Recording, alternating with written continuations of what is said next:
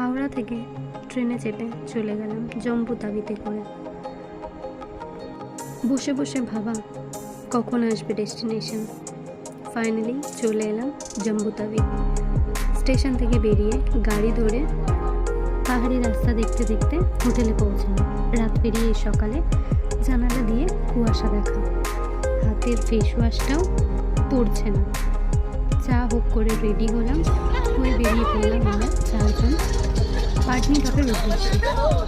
খুব মজা, খুব গান করতে করতে আমরা বেরিয়ে পড়লাম পাটনি টপের উদ্দেশ্যে। রাস্তায় স্নোফল দেখে গাড়ি দাঁড় করিয়ে আমি তো ভীষণ মজা পেয়েছি, পাগল হয়ে যাচ্ছিলাম খুশিতে বরফ দেখে। ফাইনালি পাটনি টপ চলে এলাম, ঘুরে দেখলাম এবং আমি আর আমার বর মশাই একটু টাইম স্পেন্ড করে নিলাম সেখানে।